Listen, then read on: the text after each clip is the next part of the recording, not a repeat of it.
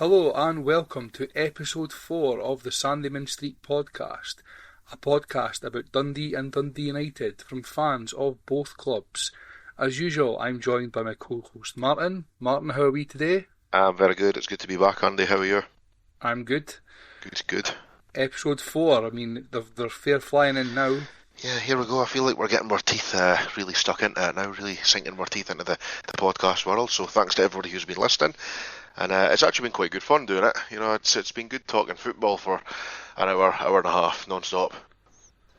We've not even got to the league season yet. So when Dundee start getting beat from proper good teams rather than shit like Airdrie. Anyway, that's probably the best place to start, given that it was the competitive game between the two clubs this weekend.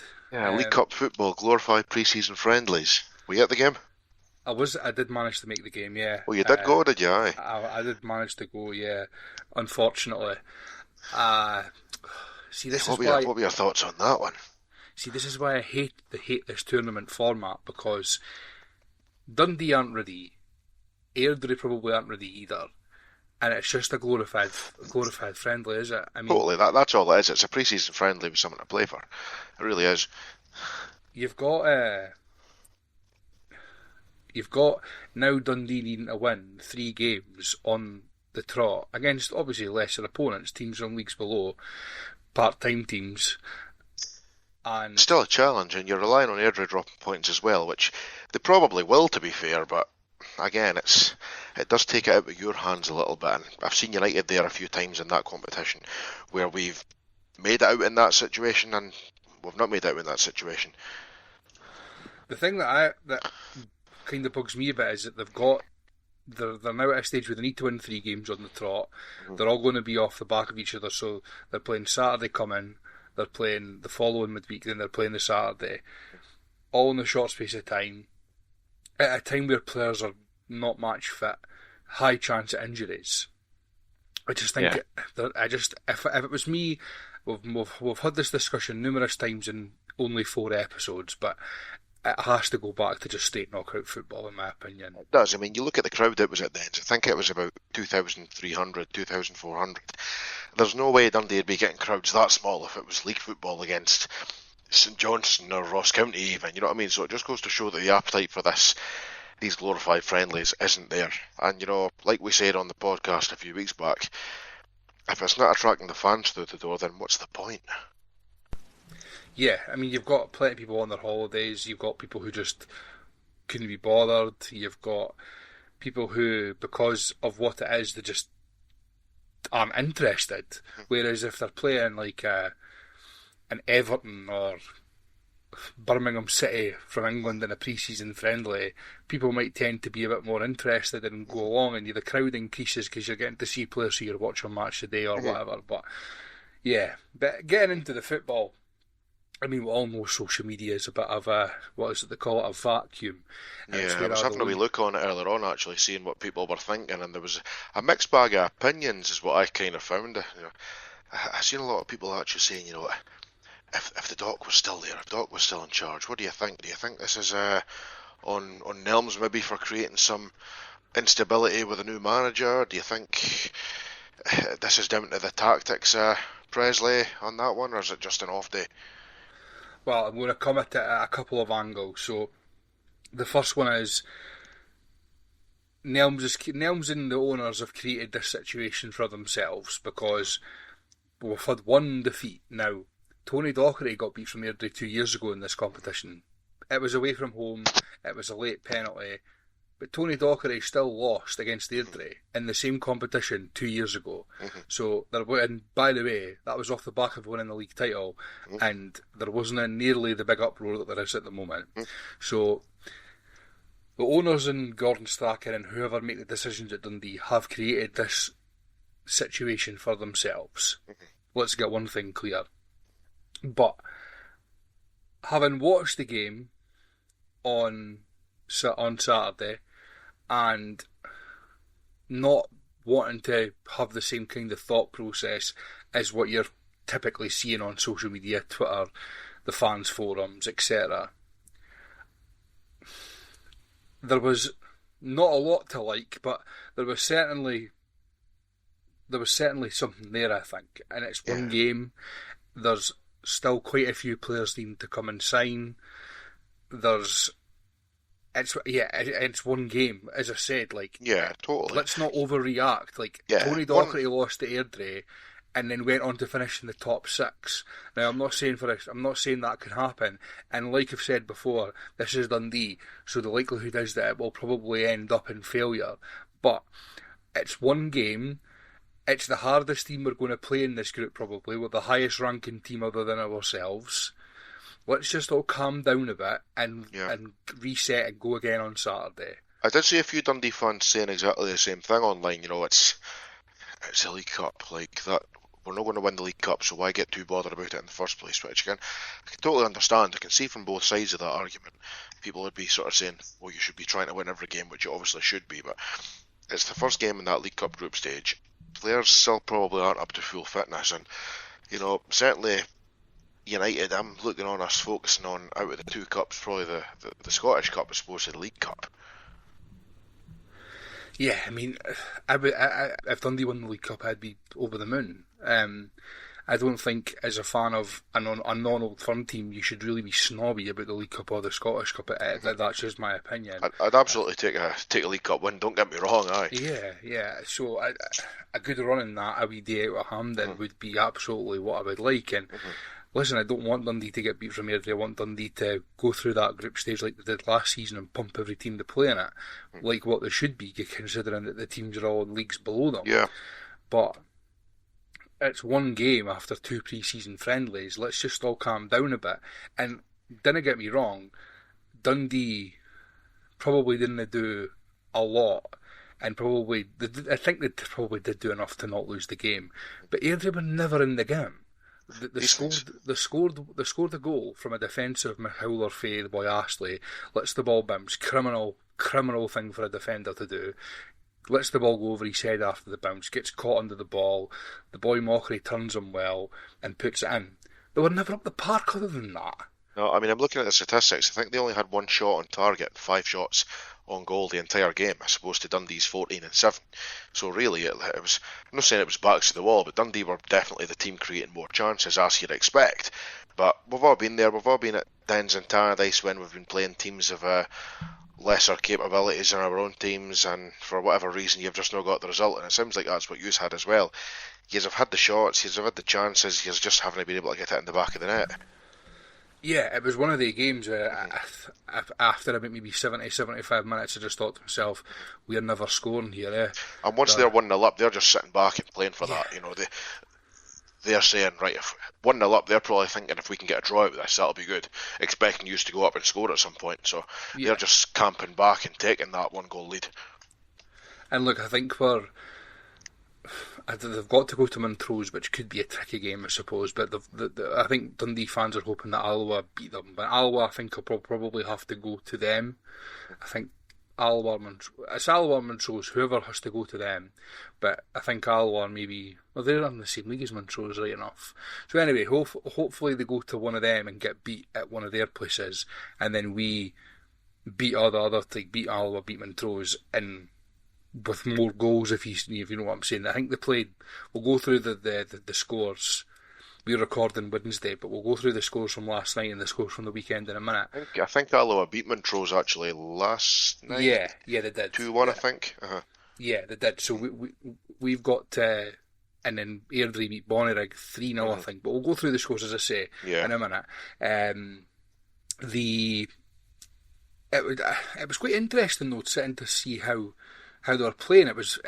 I don't think any Dundee fan is under any illusions we need a left back, and it's a bit of a recurring theme every season now. So a couple of seasons ago we released Jordan Marshall. What was his name? Jordan Marshall at the end of the season after they won the league, and he was a bit of a stability at left back for about 4 or 5 seasons, and since then it's been kind of up in the air. We had Owen Beck, who was a great find on loan, had him. Owen Dodson as well came in halfway through that season, and then last season we had Larkesh, but Larkesh was injured for a big period of the season, so we had a lot of different players playing in there whilst he was injured, but they've always been loan signings.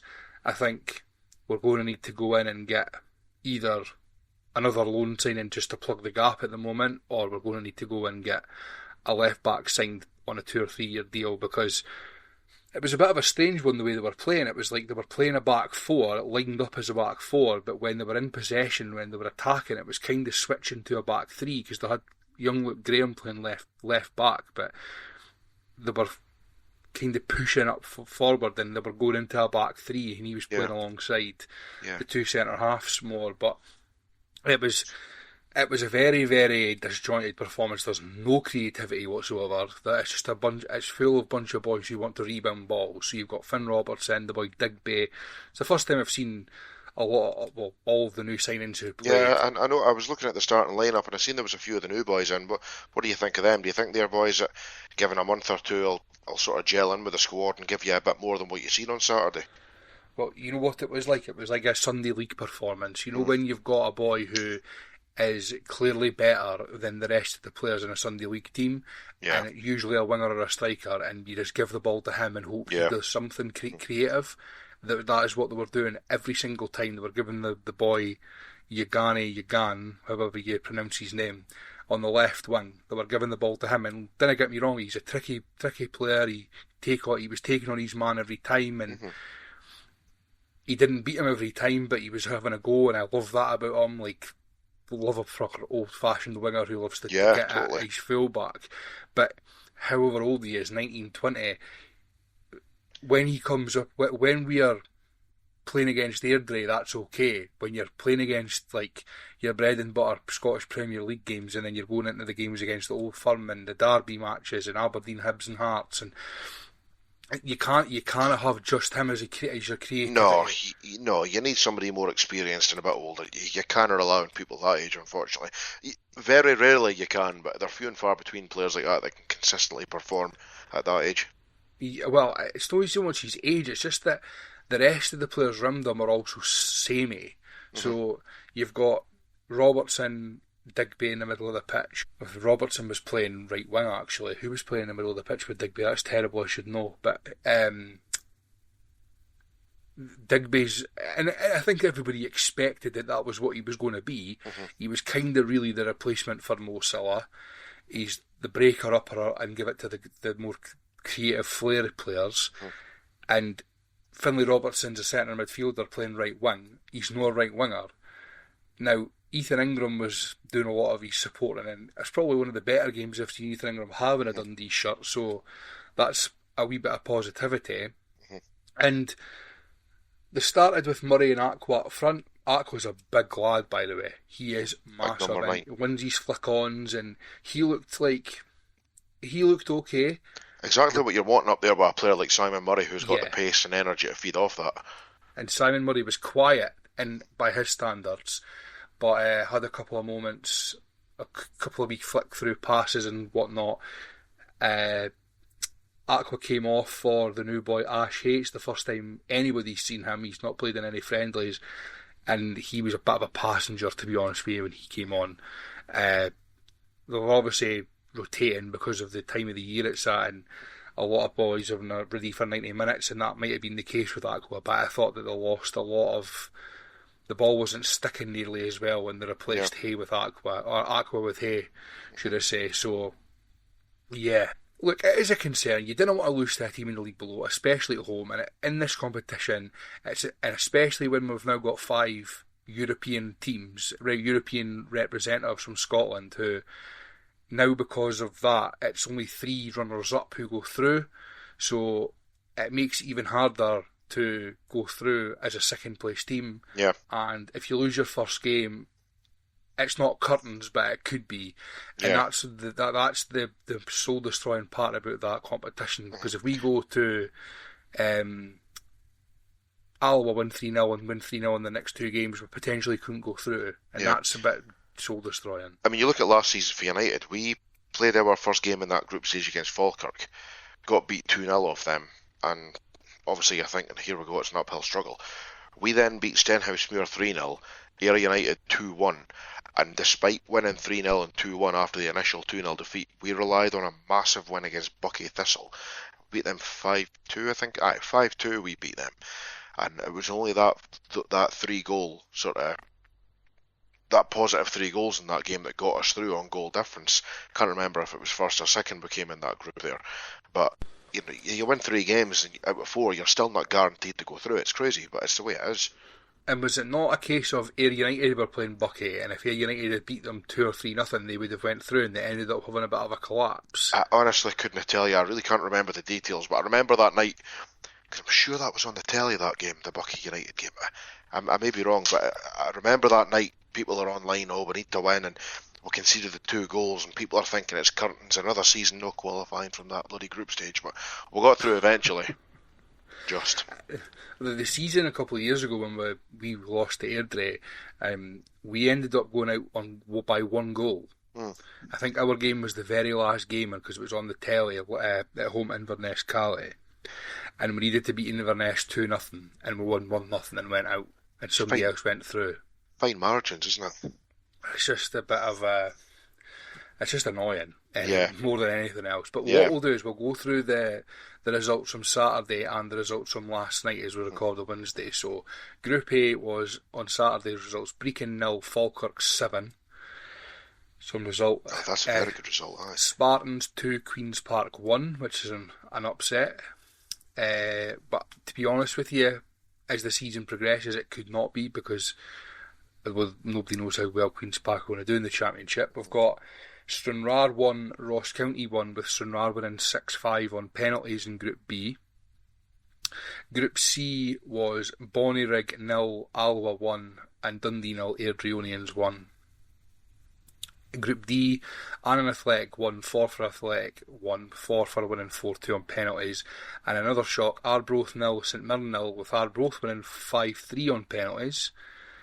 Group E, Stirling Albion 0, Hamilton 2, and Hearts 4, Dunfermline 1. Group F, East Kilbride 1, St Johnstone 3, and Elgin 1, Raith Rovers 5.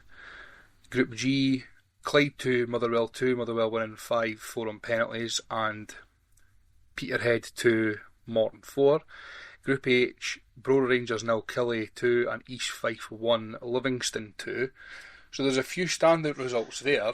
Yeah, there was a couple that I picked out from Saturday's games, and it was the Arbroath St Mirren game. Arbroath getting the bonus point on the penalties, and the Clyde 2, Motherwell 2 game. I found those results to be a bit of standout. St Mirren, who were a team last season that done very well, and I think punched over their weight, but really they've been up and around that top 6, if not in it, sniffing about it for the last few seasons. So to see them draw 0-0 with Arbroath is quite a surprise. And again, Motherwell drawn with Clyde 2-2. Motherwell didn't have a great season last season, but still a Premier League team that should be beating Clyde. But as is the case with Dundee and Airdrie, it's that first game of the League Cup group stages.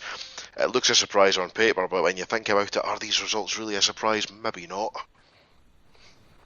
No. Last night's results, we'll go through them as well. So, Cove Rangers 1, Spartans 0, and Queen's Park 5, Brecon City 0 was in Group A. Group B, Partick Thistle 2, Stranraer 0, and Queen of the South 4, Edinburgh City 0. Group C, Airdrieonians 3, Bonnyrigg Rose 0, and Alloa 2, Montrose 1. Group D, Annan Athletic 1, Ayr United 6, and Forfar Athletic 1, St Mirren 2. Group E, Dumbarton 1, Stirling Albion 0, and Hamilton 0, Hearts 4. Group F, Inverness 2, Elgin 0, and Raith Rovers 2, East Kilbride 4. That's a massive shock. That was a massive shock, but even more shocking if you look into when the goals were scored. I don't know if you've looked into that game yet, but Raith went 2-1 up in the 87th minute. You're thinking 2-1 Raith. The boy Robertson that plays for East Kilbride scored a hat-trick after Raith went 2-1 up. 89th minute, 92nd minute penalty, and then a 94th minute to complete his hat-trick. So one end to that game. Aye. And just to finish off the scores, Group G, Morton 3, Stenhousemuir 0, Motherwell 2, Peterhead 1, and Group H, Brora Rangers 0, Kelty Hearts 4, with Livy playing at Rugby Park against Killie tonight. Now, after reading through them, it's quite clear that I'll not get a job as the classified scores reader on the BBC, but that's the roundup of the first couple of rims of the Premier Sports Cup, the most exciting competition in Scotland. Yep. We'll move on from that swiftly because I didn't want to think about Dundee Airdrie anymore. So, since we've last recorded, we've got United in action twice. So yeah, a couple of friendlies for us, home and away. Started off last Friday. We played that team from the Eredivisie, PEC Zwolle. I'm going to imagine that's how it's pronounced. It's how I'm going to pronounce it. And it was a strange game. It was actually available at View. United have signed a deal with some company called Solid Sport, who are showing certainly 4 of our games this summer. They showed that game against Zwolle. They're showing the friendly this Saturday against Oldham. And they've also got the Unastrassen Conference League tie on at £12 per game for the Europa League tie, the Conference League tie, sorry. So given that I'll not be able to go to those games, that'll be quite handy for me being able to actually watch it and see what's going on. But no, that test against Zwolle, from what I've heard, it was a worthwhile exercise. It was a strange game. It was 2 hours long. It was 4 quarters of 30 minutes that they played. So there was plenty of football for anybody that went to it or anybody that watched it on that Solid Sport. And yeah, a lot of positives to take from that game. A couple of negatives as well that I'll touch on. Trapanovsky scored, put United 1-0 up, and it was actually a really good goal. I've seen it once or twice on Twitter, and he's hit it from it's like he's sort of cut in and hit it from outside the box. I think it was outside the box and found its way past the keeper. Trapanovsky, I've seen people going on about him from in that game. And it's funny, people are saying exactly the same about what was said about him for the majority of last season. When we first saw him against Dundee in the first few games in the league, we're thinking, oh, he's a really good player, he's going to be great. Went out injured, and ever since he came back from that injury, you've seen the good player in there, but you've also thought, I want to see more from you. There's definitely more in the tank. And apparently, he was a real nuisance against Zwolle for the time that he was on the park.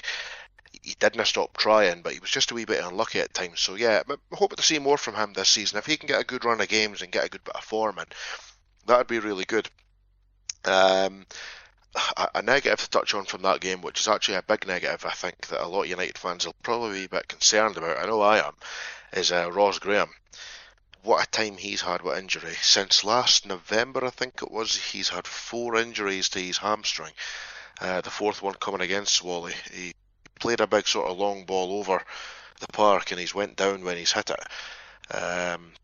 When he's hit that pass, had to come off injured, unfortunately. So yeah, after the game they didn't know how serious it was, obviously, but Jim Goodwin came out quite quick and says it's not looking good. So for a manager to say that so quickly, you know that it's a bad one, because normally a manager will give you the sort of well, we'll wait and see, hopefully he's back soon. But no, Goodwin didn't seem to have much confidence sort of from the off about that injury. So I think there was supposed to be details coming out about it today, about how long he's going to be out. I haven't seen those details yet. I did have a wee look, but I think he's going to be out for some time, and I think he's a player that could have probably argued for his place to be the United captain this season. He's been at us for a long time now. He's a really good defender. He's big and physical and he's vocal, so I think he would have been a good contender for the captaincy. But obviously, if he's out for X amount of weeks or maybe even longer with this repeated hamstring injury, I doubt he'll be getting the armband at any time soon. But there was a few other players that went down with knocks, but I can't even tell you who, but I just seen people saying that a couple of players went down, but nothing too serious, which is quite good, so there shouldn't be any issues there. And talking about the friendlies, on about the St Johnstone game as well, Will Ferry didn't start that game, and a lot of people were, oh no, has he been injured? But according to Jim Goodwin, it was just a case of they want to rest him up. He put an absolute power of work in against Zwolle, and with the league starting soon and the Conference League games starting next week, he's wanting to keep him, one of our best players, sort of full fitness and ready to go. But it was good. There was a lot of new players that got a run out against Zwolle as well. The new keeper Kucherenko got I think he got an hour. I think he played two of the quarters. He played half the match, and a very different style keeper to what United fans will be used to watching. Obviously, he's from Ukraine, on the continent technically. So they've apparently got a bit of a different goalkeeping style over on the continent, where they just like to punch anything that comes in the box. Anything and everything gets punched apparently, so he wasn't really catching a lot. And to be fair, everything he went for, he punched and he cleared, but it's just a very unusual style. And I'm sure you'll agree, Andy, we've all been at a game where the keeper's punched it when he maybe could have caught it, and you just hear a chorus of "catch the bloody thing," myself included. I love that shout. But he'll take a bit of getting used to it, but he didn't really put a foot wrong. So I think we've got a good replacement number 1 for Jack Walton there. One thing to note about his performance is that when he was younger, he was actually a striker, so his distribution was apparently spot on, and he had a few really good sort of dink balls out the box to Will Ferry and Trapanovsky. So yeah, it'll be interesting to see how he gets on for this season. It seems like we've got a good goalkeeper there. But overall, to use that cliche phrase, it was minutes in the legs of the players. I hate using cliches, but it's one of these things, isn't it? Minutes in the legs, boots on the grass. One of the Twitter, like, kind of, they put all the videos together like the game's gone. Aye, they get minutes in the legs. It's just an absolute lot of shite, is it? Aye.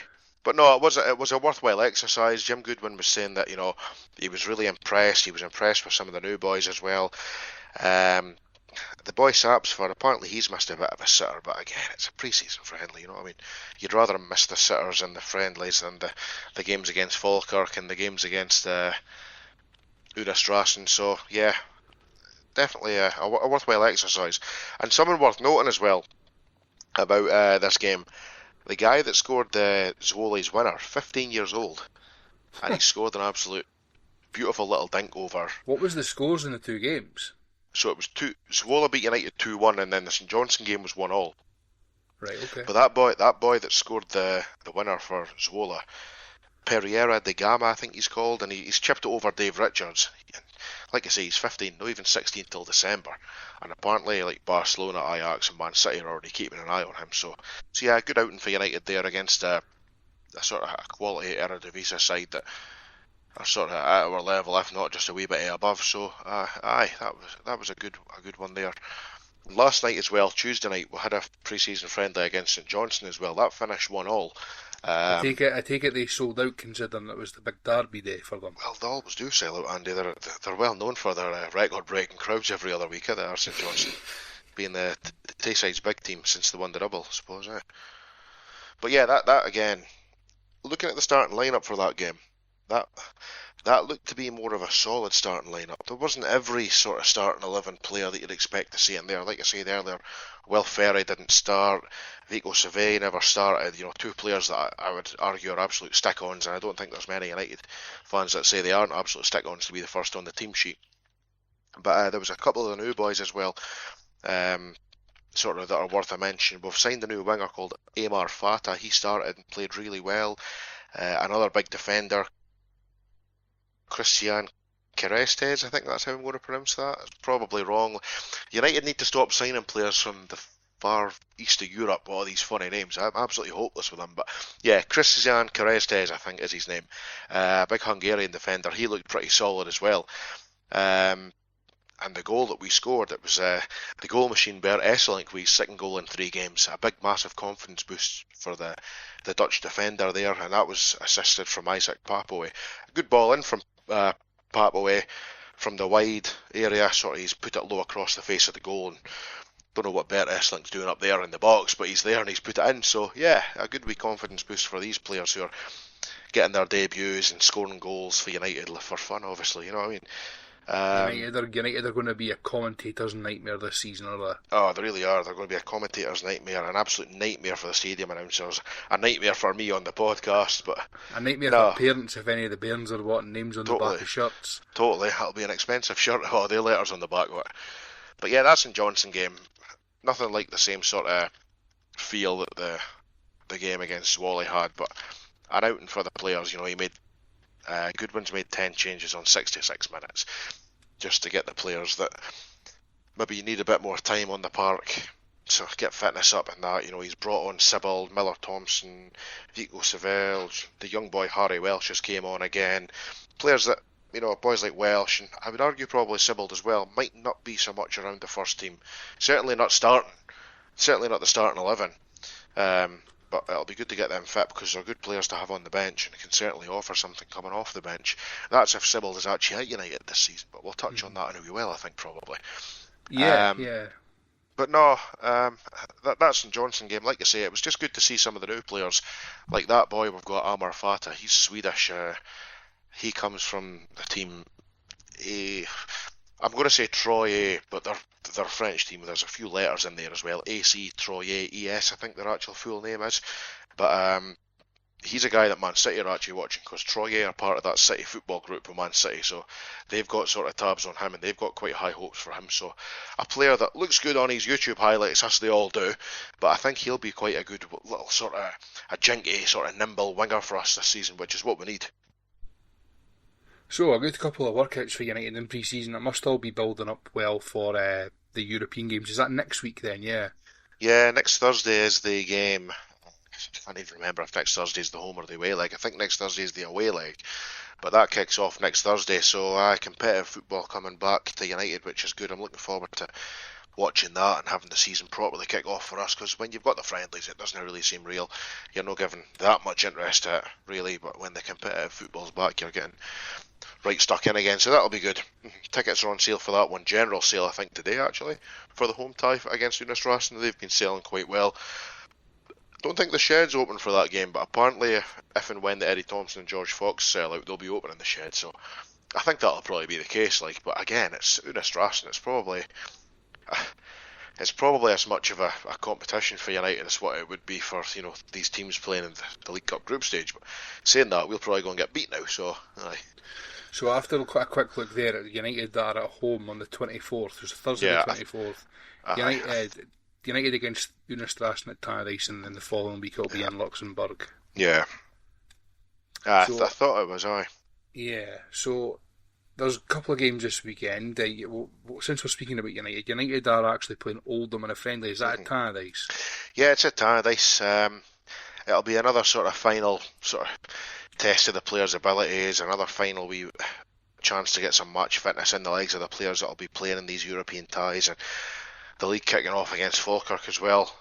So that'll be a good one. I would imagine it'll be much the same as what it was against Zwolle, starting off with a team that's probably going to be our stronger team going forward, and then probably half time, if it's just your standard 90 minutes, just 10 changes, 11 changes, whatever Goodwin wants to do, just to rotate it and get everybody a little turnout. Yeah, Dundee actually played Oldham today behind closed doors. They must be up here. Yeah, they must be doing some training. They must be at St Andrews or something like that, doing a wee camp. Yeah. But do you know how that one went? 0-0 with them today. 0-0. 0-0 in a behind closed doors friendly. Stephen Presley was saying in his press conference that it must have been yesterday and it was released today, but Stephen Presley was saying that they were going to have that friendly, and then they announced that it was today and it was 0-0. So another game in Dundee's legs, like we're saying, the old cliches, for the important game on Saturday at Alloa, because they have to win. And it's a must win if you want to do anything in the League Cup. Yeah, he did say he was going to make changes. He stopped short of saying he was going to ring the changes, but he did say he was going to make some changes. Some players do need game time, so it'll be interesting to see what he does. It'll be interesting to see what he does with his back line, because I think the back four that started was Ingram, Astley, Kimetio and Graham. But you've obviously got Clark Robertson, you've got Aaron Donnelly, there's and the new Bulgarian centre-half, so we're overloaded with centre-halves especially. Do you think you should take the gamble and shake the pack, or should he just sort of stick with what he done against Airdrie and hope that was just a fluke? I don't know, because I mean I've not seen any of this Bulgarian boy, so you don't know what he's like. If it was me, I'd be playing Aaron Donnelly. I think Aaron Donnelly is one of our better defenders, but I don't know what he's going to do with all these centre-halves. I do reckon at least one of them will leave, and I think Clark Robertson might be high up in his list of players he's wanting to leave.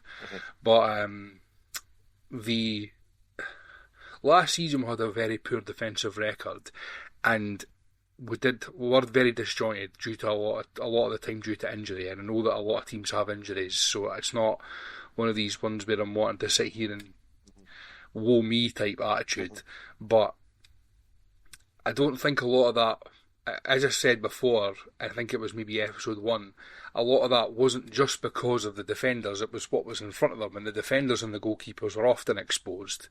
So I think you need to get rid of maybe one or two of the defenders that are there just now, purely so you can free up budget to go and sign other players, whether that be better defenders and or better midfielder stroke striker, because I still think they're a striker short, and they're certainly at least 2 or 3 midfielders short. They need what Scott Fraser was. The signing of Scott Fraser was the replacement for Luke McEwen. They've not got a player like Scott Fraser or Luke McEwen in that midfield anymore. They need at least one of them. They need a ball carrier, they need a creator, and they've just not got it. So, I know Stephen Presley is continuously saying that they need new signings. They need at least, I think he's wanting at least 5. I was actually watching a video today, Stephen Presley saying it was after the Airdrie game. Don't know how far after the Airdrie game, but definitely in the days after it, saying that he thinks that the squad are nowhere near where they need to be. And that would concern me. Obviously, at this stage, if your manager's saying, yeah, another couple of players to get where we need to be, but at this late stage to be hearing that you're absolutely nowhere where you need to be, it's quite concerning, isn't it? You want to be freeing up the wages, getting some of the deadwood out, and getting replacements in to get you where you need to be for the league, which kicks off in, a fortnight? Yeah, it'll be not 2 weeks on Saturday. 2 weeks on Saturday, well, 2 weeks on Sunday for us, because we're playing Hibs on Sunday. We're Sunday as well. Yeah, so... Yeah, I think he's meaning that more because the transfer window runs along until the end of August. He's obviously got that length of time to get boys in, and I would be very, very surprised if they don't get at least one boy from Burnley. It looks like the Mexican trio who were there on trial, none of them have signed by the looks of it, because you've not heard anything after the Brecon City friendly, so we could scratch them off. They had Garza playing. That was who it was earlier on who was thinking about. He was playing alongside Digby in the middle of the pitch, and Garza, out the 2 that are on loan for Monterey at the moment, if you said you keep Garza because I didn't think they'll be paying his wages, or send them back to Monterey, I would just keep him purely for a body in the squad. Yeah. The boy Lopez, although showed wee flashes in the friendlies, he's not going to play. No. So they need boys that are going to similar types to him, like the same profile of player. They need more boys like that, and they need them in quickly, and need them in before the league starts. Because if they go into say for example they sign another 2 players before the league season starts, Hibs will batter them, Yeah. So I'm trying my best not to be reactionary and be like down in the dumps and really, really worried, but they need to get these players in quickly, and I hope that they've not got the same attitude to me and they're taking their time, which they will be, because if it was me, I'd be going out and signing anybody at this stage. There definitely is an urgency. I mean, like we were touching on a few weeks back, where United's opening 3 games, you can very, very quickly find yourself in a sticky spot if you don't get at least a win or 2 within your first 3 or 4 games. You know what I mean? And a good start of the season can set you up for a mediocre finish. A bad start of the season can set you up for relegation, and you don't want that. No. And the thing is that a lot of the teams now, I mean, United are in the same boat as Dundee in my opinion, but United are just a wee bit... United are in the same predicament, but in a different place in my opinion. So United are entering the unknown, but they're entering the unknown with all these players they've signed. Yeah. So United have lost Dalby, they've lost the boy to Liverpool, but back to Liverpool. I know that they're trying to get him back, but I don't think that's going to happen. At the moment, they've lost him. Who else have they lost from last season who would play? Declan Gallagher, Docherty, the captain, There's a few first-teamers that have went out there. I mean, I know that Docherty was a sick note, so you can argue for that he wasn't really playing. But when he did play, what a difference he made. And I think as much of a sick note as he was, his contribution to the team definitely didn't go unnoticed last season. Yeah. So you mean you've lost Declan Gallagher, the boy? What was the name of the boy that was on loan for the centre half boy that was on loan for Norwich? He got sent off in the derby. I know, that's going to annoy me. I can't mind his name, but a really good defender, and the keeper as well, Walton. We've lost the spine of our team. We've lost that defender. I can't believe I forgot his name.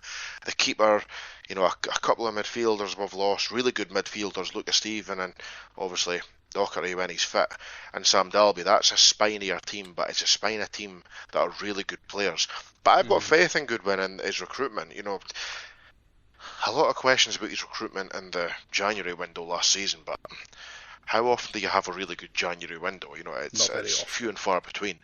But I've actually got confidence in the players that he signs, because, as we've said before, he made some really good signings when he was at Aberdeen. I know that didn't work out for him, but you look at the boy Majovski that he signed up there, and he'd made a lot of good signings for United as well. The close season last season. So I've got absolute faith in him, and quite comfortable to just sit back and hopefully enjoy it. Really, yeah. There's not any massive concerns for me. Yeah, we're going into the unknown with these players, but I'm confident.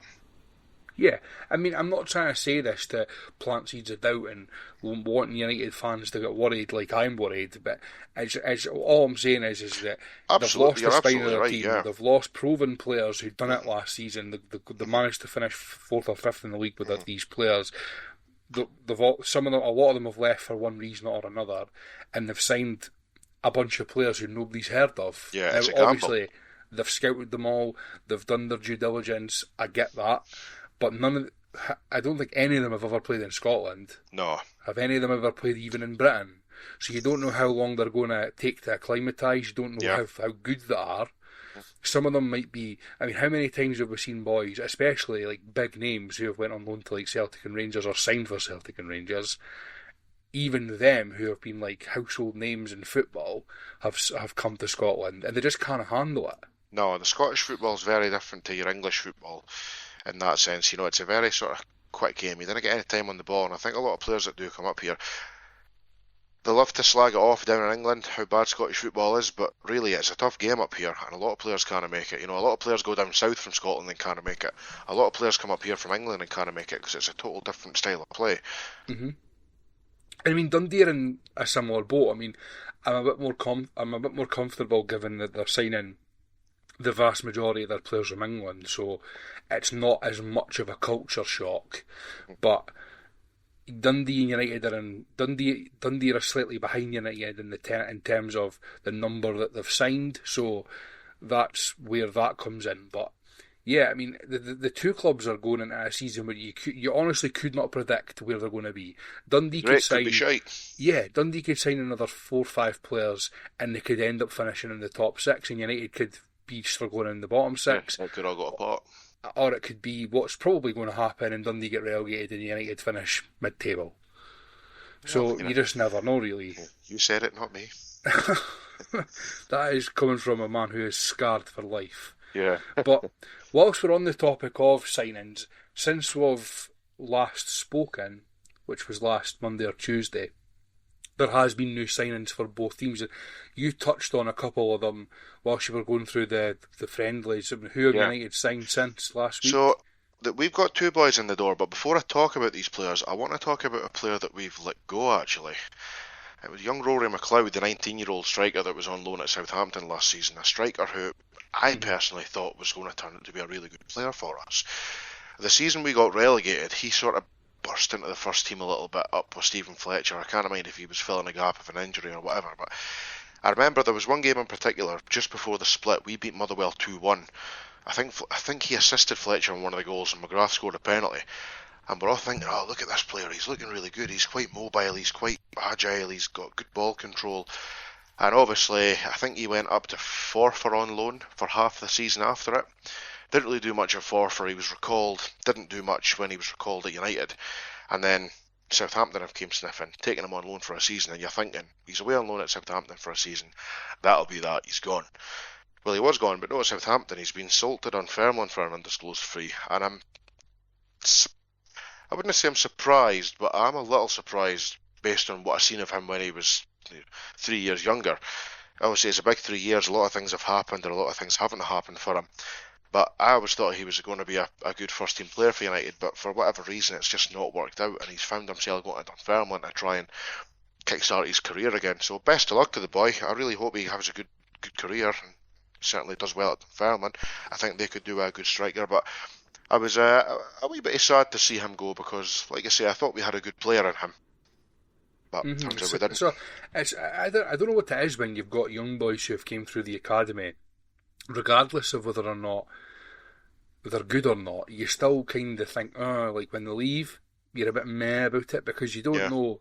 how well they're going to turn out. Yeah, could have been great, could have been bang average. You never know until you see them, and we didn't get to see them. So, yeah, the one that got away, maybe It was not. a bit like that, and then it sort of Kerwaddle was when Kerwaddle came through at Dundee. I remember that name, yeah. And Kerwaddle, he's obviously had a good career. He's been playing league football in Scotland for the past 7 or 8 seasons now, and look, I've never been good enough to get to that level, so I'm not here to knock Kerwaddle's career because he's had a good career. I thought he would be a right good player, and he had a loan spell on loan at Morton from Dundee, but ever since then he's been at Montrose, and I just think that I don't know what it is and why he stayed at Montrose for that length of time. Yeah. Maybe that is his level, but I just maybe thought he was a bit better. And look, I'm wanting to reiterate, I'm not knocking that. That is he's playing at a good level of football, and a level of football I could never have ever imagined playing at. But there was just something about him. He was aggressive. He was great in the air. Like he's just never ever kind of got to the level I thought he would. But when he left, I was a bit like that. I wish we could have maybe seen how he progressed at Dundee. But it's funny, you get youth players like that. When we had a couple of seasons back, we had players like Chris Mockray and Declan Glass, players that you're thinking, oh, they're young, they're really good, they're going to be good players. Just need to see them sort of progress a bit. But as time goes on, the progression for whatever reason just doesn't happen. And you're always sitting there kind of on the edge of your seat, just waiting for them to sort of turn into this fantastic first team player that starts every week and is absolutely superb. But some young players just the sort of peak and they just stagnate at that level. Whether or not they need to just a wee change of scenery to progress, I don't know. But yeah, it does seem to happen, and it's happened with McLeod in that case, unfortunately. Yeah. But aside from Rory McLeod, any incomings? I think there has been one or two. Yeah, there's been a couple of incomings. Like I say, two boys that started against St Johnstone there. The boy Amar Fata, Swedish winger, looks good, looks really energetic. He's one of these players that's quite lanky. And you know what these guys are like, they can sort of ride challenges, they seem to get their legs over anything that comes flying in at them, it's always exciting to watch. So hopefully he's one that'll get the ball and take players on, get good deliveries in for the big strikers, Absford and Van der Sande as well. He could do a few balls into his head, maybe get his first goal for United. And we've also signed the big defender from Hungary, Christian Kerestes, butchering that again probably. He came from a team, something Spartacus they're called. Whatever the first word is in that team's name, I'm not even going to try it. But the second word is Spartacus, so we'll just say he's came from Spartacus. Big defender. We've got quite a lot of defenders in the door, but apparently that's what Goodwin's wanting to do. He's wanting to have sort of 5 big centre defenders for the 3 central defensive players that he normally plays in the system that he seems to prefer. I think after the injuries that we had last season, I'll just say as well, that's 1-0 Kelly against Livy. I think the injuries we had last season, we ended up playing Savelge in defence. He's not want to take any risks with players being out injured and players from other positions having to come in and cover and weaken the squad. So it's good to see that we're getting these boys in the door, and apparently he's played quite well against St Johnstone. So yeah, it's a couple of good signings there. Another couple to come in. We're desperately needing a striker or two. Obviously we've got Van der Sande, cult hero, desperate for him to get his first goal. When that will come, if it will come, who knows. And we've got Sapsford as well, but Sapsford, he seems to be a bit more of a sort of Sam Dalby-esque player, good with the ball at his feet and can do stuff with the ball at his feet, but really a player that's going to feed off balls into the box a bit more. What we need is a striker that's, fast and agile, gets the ball at his feet and can make things happen for himself or feed off these sort of bigger strikers that play alongside them. So another striker or two in the door wouldn't go amiss, but like I touched on earlier, I'm more than happy with the signings that we've made so far. I think we're making good progress to shore up the gaps and have a good season. Wait until you see Kelly's goal, by the way. I know how earlier on you were on about your goalie coming and punching everything. This guy's coming to punch it and not even managed to punch it. God. Missed the ball completely with his fists and it drops to the striker behind him and the boy taps it in the empty net. Absolute nightmare fuel for a football fan, is it? Going back to that, actually, we're really, really late to the party here, about 20 minutes late, but United went through a wee bit of a spell where they had a lot of goalies from that neck of the woods, didn't they? Yeah, we did. We had Shamatulski, Zaluska, Dusan Pernis, Chersniak. We've had a lot of players from that more sort of central Eastern European area, and they were all quite good. Shamatulski was a good keeper. Zaluska was a really good goalkeeper. Obviously, he left to Celtic in dubious circumstances just so he could sit next to his pal Artur Boric, but he was credit where it's due. He was a good keeper at United. Dusan Pernis, a good goalkeeper. Silver Kisser, Chersniak had a bit of a mistake in him, as I'm sure you will no doubt remind me of, but a good goalkeeper. Every goalkeeper's got a mistake in him, and Chersniak, for the one or two sort of mistakes that he made, one of which was very notable, a good goalkeeper. He really was.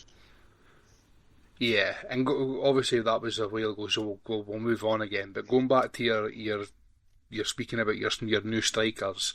So you've got the Aussie boy, Van der Sand. Yeah, so Van der Sand actually signed for us the close season last season. Yeah. But he's still to get that first goal, so maybe he'll burst forth and he'll be like a new signing when he starts scoring goals for fun. You know what I mean? Maybe Is that the only two strikers you have at the moment? Kai Fotheringham, striker, stroke winger. He doesn't really know what position he plays himself, I don't think. That's the only two strikers we've really got on the cards that are strikers, if you know what I mean. So definitely another one at least. Another two would be good. Yeah. Well, going on by what we were saying earlier about Dundee needing midfielders, they have signed a midfielder. They signed a midfielder last night. He's an under-18s Welsh international. Whether or not he's Welsh, I don't know. He was born in the Wirral. His name's Callum Jones. Dundee put up one of their really... I find them quite irritating. The videos where they'll say, we're signing a boy and it's in half an hour. Mm-hmm. And it's Dundee like that. Dundee like telling you about signing 20 minutes before it comes. The pen and paper emojis on Twitter. Yeah, when they did that was okay. They just used to put the pen and paper emoji with a question mark, and then 15 minutes later they would announce the signing. But now they're, for example, they done with Callum Jones yesterday. They had a video of Indiana Jones, and then it was like 8:30, and they announced it at 8 o'clock, and I was just like, just fucking announce something. And then what I loved about it was about 10 minutes after that, it was either the Sun or the Record. Scott Burns had beat them to it. And it was like the boy's name's Callum Jones and he's signing for Dundee. Brilliant. Absolutely brilliant. But he's a midfielder. He's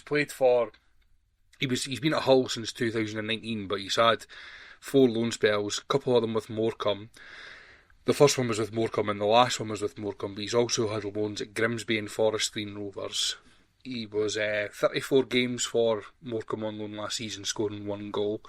He's, by the looks of it, a bit of an energetic centre midfielder, up and down, box to box. So it's not really the type of midfielder that I was wanting, but if there is a place for him, I think, in the team, there's not really another one like him. You could maybe argue that Gars is like that, but Gars is only on loan until January, so it's good he's on a 2-year deal as well. So they're definitely cutting back on the amount of boys that they're signing on loan.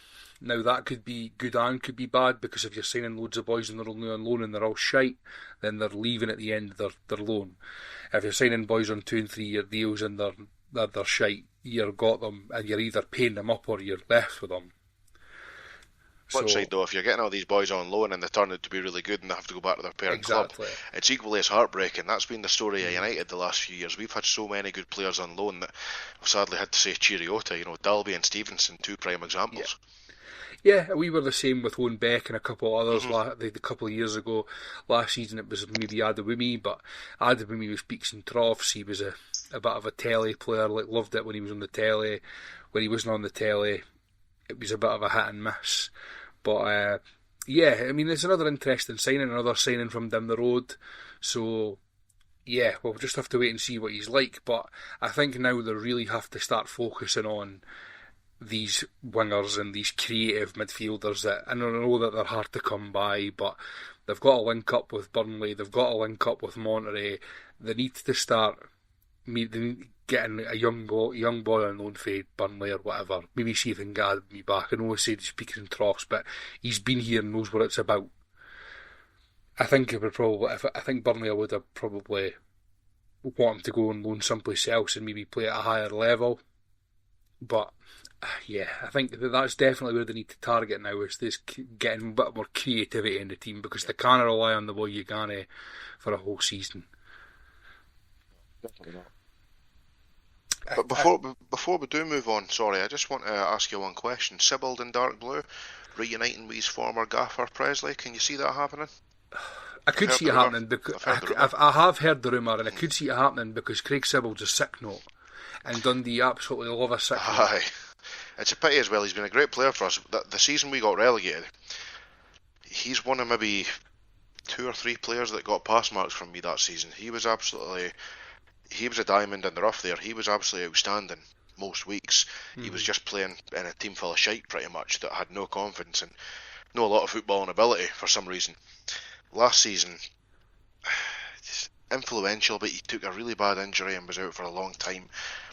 Came back and he never got a full run of games and just, not the player he once was. But obviously that's understandable. That's due to his injuries. That's nothing. It wasn't like he downed tools or anything. But if that's the player we've got in him now, it's hard to say I think he should go because he is such a good player and he's done such a fantastic job for us. But unfortunately, you're looking for the best players in the positions, and you can't have too many loyalties, you know what I mean? It's absolutely mad that he's only 28, 29, by the way, because he's been around that long. I remember watching him playing for Falkirk when he was like 16, 17. Mm-hmm. Him and Blair Alston and Jay Fulton and all they boys when Presley was the manager. Yeah. But so I could imagine that he might be one that's in the sights of Stephen Presley, and look, if he stays fit and Stephen Presley knows him and knows how to make him tick, then you've got a cracking player if you get that with him. I doubt United would want to sell him to us though. Probably not. I don't know why they would want to do that. Yeah. Unless Jim Goodwin has absolutely no ambition of playing him. But then, I mean, he'd be an absolute mug if he didn't want to play him. Yeah, I mean, like I say, there's a good player in there, but since he came back from his injury, he just wasn't firing on all cylinders. So if we can get the Craig Sibbald of old back, absolutely keep him, get him signed up on a new contract. But if we're stuck with a player we've got now, unfortunately, through no fault of his own, then maybe it's time to say, look, thanks for everything, mate. You've been a fantastic player, but that's time up, unfortunately. Yeah. Well, anyway, moving on. It's a topic that I've been wanting to speak about ever since it broke the other day, and that is the Dundee training facility that has been rejected. Well, initially they'd get planning permission, but it was, I must have missed it, but I would imagine that it's something that would have been reported and I must have missed it. So I remember driving past Riverside about maybe 2 or 3 weeks ago, and I also remember when I was driving past it, I had the thought in my mind because I remember John Nelm saying that they would be in there for the beginning of the season.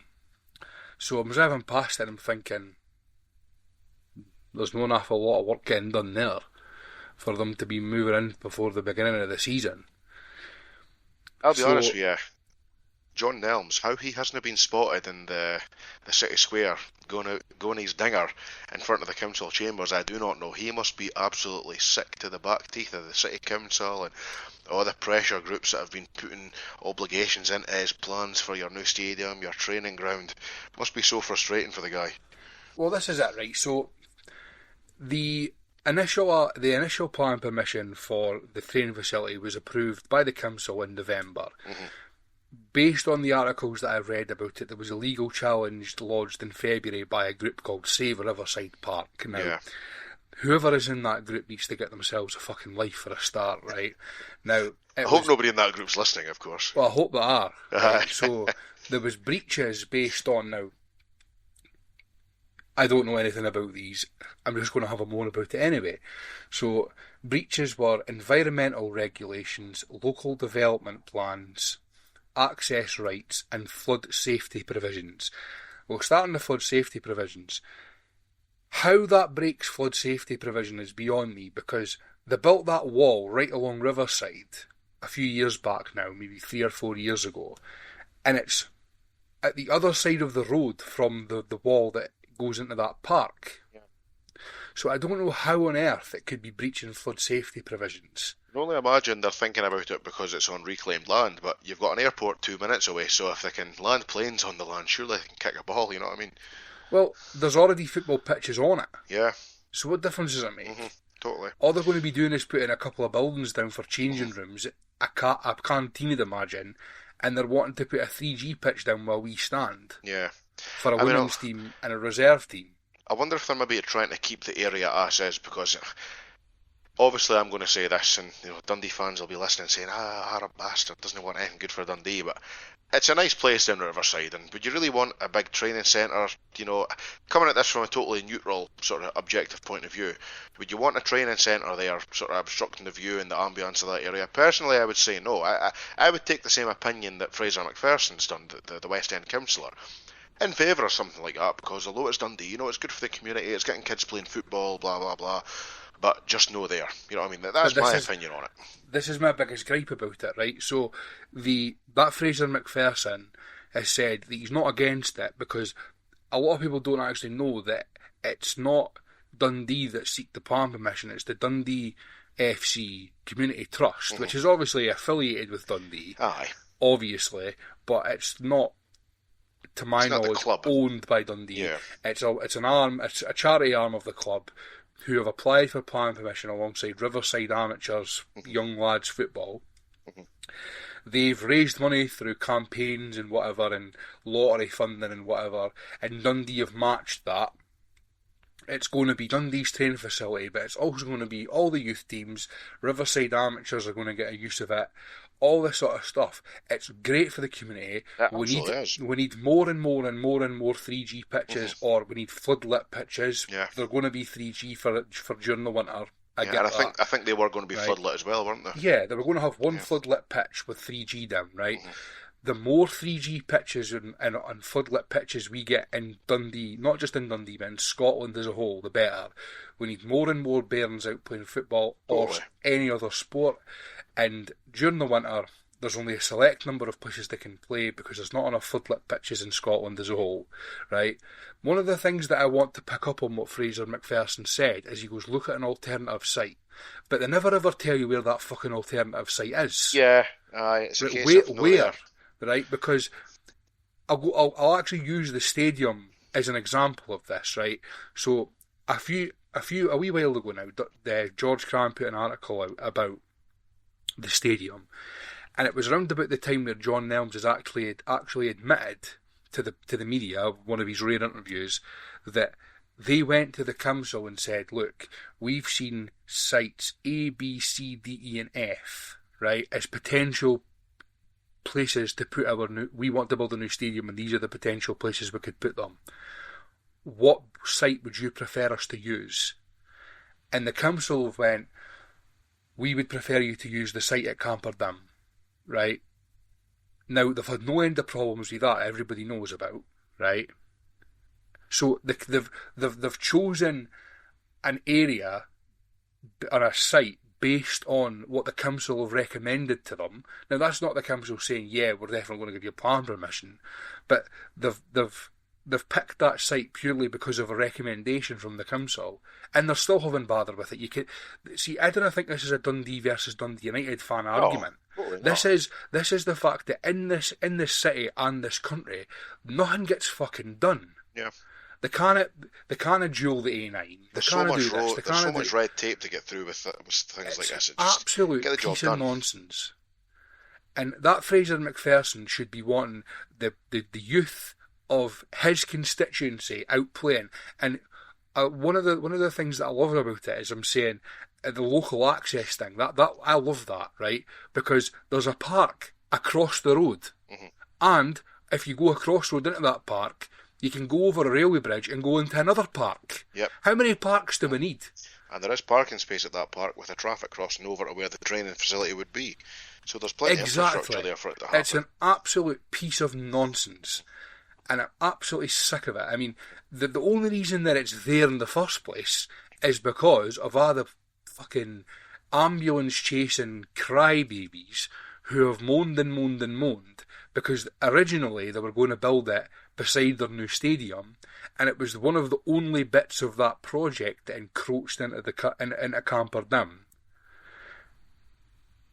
And because of that, it was like causing a lot of people saying that they didn't want it, that was going to cause them to not get their plan permission. So Dundee have went out their way to say, right, okay, we've heard you, that's fine, no problem. We'll move that place someplace else so we're not obstructing in the park. By the way, a part of the park that nobody uses, right? It's behind all sorts of walls and trees and upside down trolleys and all sorts, right? And they've moved their training facility to say that they've heard the council, we're working with you, we'll move it elsewhere to accommodate that. And they're still having problems. I know this is off the topic of the training ground that you want to do down at Riverside, well, the Community Trust is. But on about the new campy, do you think, can you see yourself sitting in your season ticket seat at the new campy in 2 years' time, 4 years' time? As a Dundee fan, when do you think that's going to happen? Because that just seems to have setback after setback, and should it not have been built and up and running by now, had all went to plan back when it was first lodged? Yeah, I think within 5 years minimum they'll be in it. Think so? Yeah, I think they'll have their planning permission here and before the end of the year now. Mm-hmm. They've had the latest thing with the slip road problems with that, and I think that whatever consultancy that they've used to ask them to come up with alternative plans have come up with alternative plans, and they've said that they don't see any reason why that shouldn't be accepted by Transport Scotland or whoever it is that do it. Now there's another thing, I mean, John Nelms is an absolute roaster at the best of times, right? But he came out and made an enemy of Traffic Scotland or whoever it is, Transport Scotland, come out in the press and slaughtered them, and then they come out and goes, look, we've had no dialogue with them, and basically they're saying they need to come to us with a proposal and we'll decide if we're okay with it or not. Why can't they just get in a room with John? I know John Nelms is insufferable, but why can't they get in a room with John Nelms and say, right, this is what it needs to look like, and Dundee will come back and go, we can't do that, but we can do that, and then they can come to an agreement in the room. Why did Dundee need to go to all these specialist people, spend money to get plans together for them to potentially say no anyway? I think it's just the way it is, unfortunately. Nothing straightforward and done with efficiency, is it? This is exactly what I mean. Like, absolute nonsense, honestly. It really, really winds me up. I mean, and a fresh article came out today about it, and the DFC Community Trust have put in fresh, should I say, planning permission, and the club are actually confident that there was nothing wrong with the application. It was a technical problem at the council's end. Whatever that means, I don't know, but I can't see that happening. They'll have to move it someplace else. But Fraser McPherson will tell you where that is, though. Yeah, you'll get your stadium and your training facility one day, maybe, yeah. Yeah, you know what, right? I get it. We're football fans and we'll take any opportunity to dig out the rival fans about anything. And I understand that. But look, at the end of the day, this is a people of Dundee thing. I'm not saying that the people of Dundee who are United supporters should be up in arms about Dundee not getting a training facility. That's not what I'm saying. But shouldn't it be? Because I've got no doubt that if that ever comes to be that you get that training facility, I've got no doubt that there'll be young Arabs playing football on it as well at some point. You know what I mean? So it's a bonus for the city, exactly. It's a bonus for the kids. It's a sensible thing to have, you know what I mean? You know what they should have done? They should have built it at the where the V&A and all that sort of stuff is, because they would have got planning permission in about 30 seconds, because Dundee City Council really care about that. But if it's anywhere else, they don't give a shit. No. Honestly. But anyway, before I scream at the top of my lungs, we'll move on to what were the last bit of the agenda for today's episode. The Footballogy challenge that we touched on at the end of last week's episode. Yeah, this will be a good one. We've got an exciting plan here. Yeah, so having put it out there to our listeners, we're few amount of listeners that we do have, but we do have listeners, believe it or not. The few and faithful. I was speaking to a couple of them on Saturday, and they know who they are when they're listening to this week's episode. And I felt like I'd done a fairly good job explaining, this is what the app is, and you do this with the app, and this is what the app's like, and we're looking to have some sort of challenge regarding it. This could be an example of what it looks like, and look, if anybody has a better idea, could you come to us with it? And they two people who spoke to on Saturday didn't have a clue what I meant. So that was really good help from them too. And thank you very much to them too for that. But we've came up with a set of rules, so I'll go through the rules. So one game each week that has to land on the date of recording. So The next rule says, if more than one game will be selected via random number generator. Most recent game will be game 1, next most recent game 2, and so on. The number of games to be given to the other player, they will then let the player know which number has been generated. Friendlies, internationals, cup and league games all count. So if it's an international, obviously we'd be Scotland, whatever, we'd probably get the same score, but that's just how it'll work. 3 points for a win, 1 point for a draw, goal difference included. If no game lands on recording date, you score 0 points. And games used by each player to be discussed on the podcast, memories of each game, team lineups from the day, etc. So we'll have a bit of a nostalgia speaking about games from years ago that may or may not have went our way. So that's the rules for our Footballogy Challenge. We'll keep an eye on that and keep a spreadsheet going through the season, and whoever wins by the end of the season will be the winner. Obviously, as we've said before, it's just for a bit of fun. There's no bets or anything going against it, and that'll start from the podcast after the first league games of the season. So United are away at Falkirk, we're at home at Hibs. The week after that, during the midweek when we release our episode, that'll be the first week we discuss it, so it'll run alongside the season. I'm looking forward to that, actually. That'll bring back some good memories, hopefully. I've got no doubt it'll bring back some absolute nightmares as well. We've probably both each seen our fair share of howlers, but we've probably both seen our fair share of really memorable moments for our teams as well, so it'll be good to reminisce and sort of remember the old players and the old sort of scorers that we used to have. Yeah, and you've been putting together, you've downloaded it and you've started adding your games. Yep. I take it with going through the list of the games and potentially using the Arab archive like we discussed last week. It's been bringing back some memories of games gone by for you. I don't know why, but I tend to remember the most inconspicuous and meaningless games anyway, but I definitely have, going through the list of games.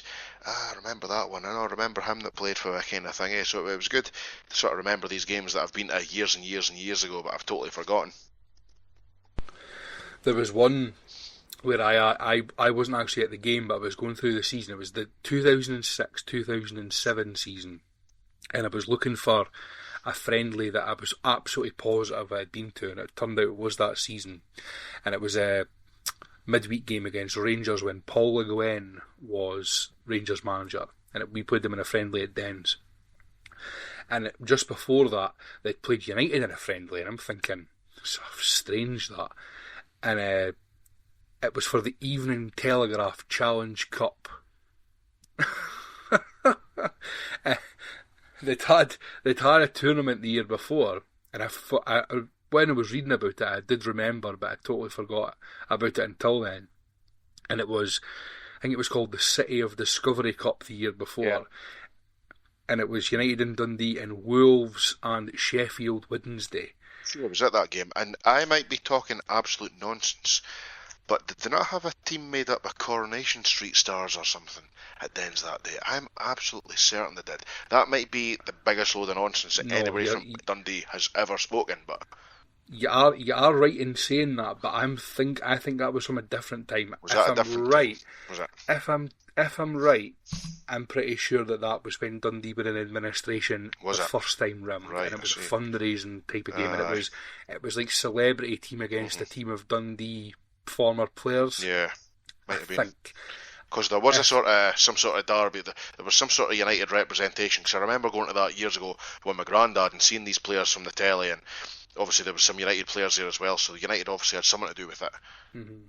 I can't remember who played for Dundee. I think Bobby Geddes was in the goal. Other than that, I don't know. But no. I remember, pretty sure I remember that Bradley Walsh, who does the chase, I'm pretty sure he played for the celebrity team. Was he on Corey? And that was what he was famous for at the time. I couldn't tell you. Right. Couldn't tell you. Anyway, that Evening Telegraph Challenge Cup made me laugh, and I went on to the year before, and the Dundee played United at Tannadice in a friendly, and they got pumped. And then they played Wolves, and they got pumped. And then the year after, they played United. It was only Dundee against United in a one-off game, and they'd won 1-0. And they went through the list of the players who were playing for Dundee, and I was thinking, Jesus Christ. But it was Brian Deasley who scored. That was a blast for the past. that was before I was really into football. I only sort of got into it. Always been a United fan, obviously, but I only started going and getting really into it in 2009. So, although I'd been to a few games before then with my granddad and my uncle, going back to the sort of the mid 2000s, it's all kind of above my head, really. So the first game I went to would have been the 99-2000 season. It was Dundee played Aberdeen at Dens, and the only thing I remember about it was getting my leg caught in the chair, like the chair folded up or whatever, and I got my leg caught. That was my first ever game of football. First season ticket was 01-02, and I've never not had a season ticket since. But first game was an absolute disaster. It couldn't have went any worse. I think Craig Brewster was the manager at the time. I think we got beat 6-1 off of Falkirk at Tannadice. And I was young at the time. 6-1? Yeah, I'm sure. You know what, I'm waiting to go and check that actually, but I remember we got an absolute hounding off of Falkirk back then. I'll have to go and find that. Falkirk. Let's go and check the reliable Arab archive. The first few years of supporting, or the first maybe two and a bit seasons of supporting Dundee would make you think that supporting Dundee was great because they had boys like Caballero, Wansara, Georgian Mzadze, these boys, and then within the space of a couple of years they were in the first division for 7 years on the trot, and you're watching utter shite. So that was quite hard to get used to. Now I'm used to it because that's the norm, and we've not had anywhere near the heights of what they had in the first few years of supporting them, but it probably wasn't the best time to get introduced to it. No. You're probably better get introduced when times are bad, so that the good things are more are better and you appreciate them. You know what, I'm looking at the past meetings with United and Falkirk, and what a season that was. So we played Falkirk away on October the 28th, 2006, got beat 5-1. Later on that season, when we played them at home, that would have been my first game at Tannadice. We got beat 5-1 again from them at Tannadice on January the 1st, 2007. So, 10-2 on aggregate in 2 games. Against Falkirk. 12-2 in 3 games against Falkirk that season. So who was the scorers, can you see? The home game, Barry Robson. Alan Gow got a hat-trick for Falkirk in that game. And the away game, what have we got?